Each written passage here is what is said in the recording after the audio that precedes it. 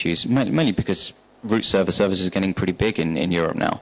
And originally everyone used Quagga, and now a lot of people have either moved to other daemons, or they are sort of working on improving Quagga right now. So what do we have deployed at LonApp? Well, this is our root server service. We have a pair of Dell servers. They're just standard. You could use any standard PC, really. We have quite a lot of RAM in them, 8 gig of RAM, which, well, RAM's pretty cheap, and it will save us needing to upgrade them later. We don't really need 8 at the moment. Probably 1 or 2 would do.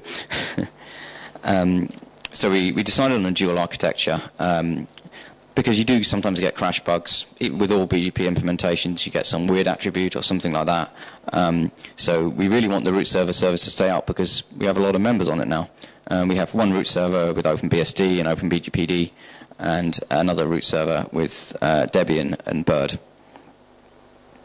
We have some custom scripts we wrote, which take the routing registry data, and they produce configs, and we actually filter every peer based on the routes they've said they're going to announce or they're allowed to announce.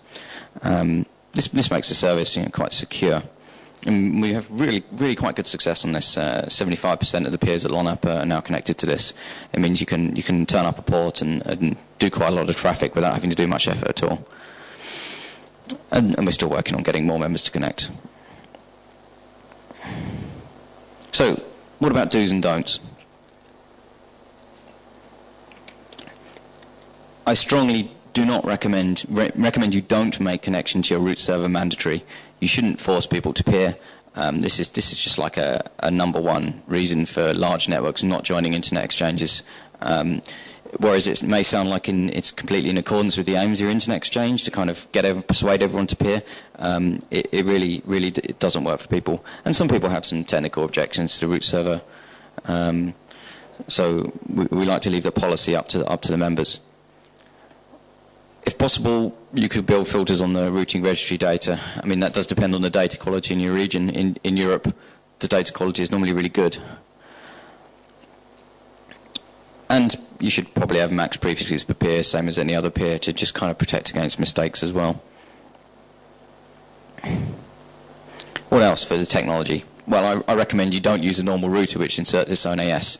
This kind of frustrates the whole idea of what you're trying to achieve here. You should have a couple of root server boxes so you can take one down for maintenance. If you take the root server out, then one of them out, it doesn't affect traffic at all. It just means some sessions go down.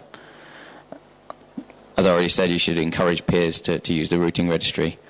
Don't use a private AS. Get one from your RIR. They're not that expensive. Using private AS is confusing for operators that are in multiple cities or use confederations. This kind of stuff it's not a good idea. And you will need to put some effort into this service. Whereas it brings value, it requires you to do some work as well. We've had to invest some time in ours, but that's really paid off in value for members, especially new ones. So, summary. Root servers are a value where you have lots of members with a broadly open peering policy, which I think is the situation here in Africa. Where you have more than a dozen networks, I mean, obviously if you have 3 members on your internet exchange, it's not worth having a root server service until you get a little larger. The root server service is just there to help peers get more traffic for less effort. That's it. Thank you very much. Here's some extra. I didn't want to go into too much detail, so here's some links to some extra presentations and information you can have a look at, and my contact details as well. Is there any questions?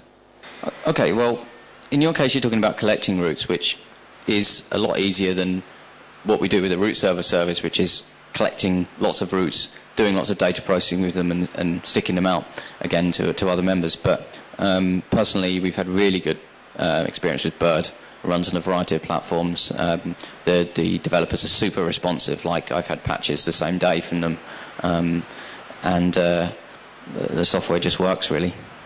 No, it has the functionality to basically be a root server. That means changes few attributes and not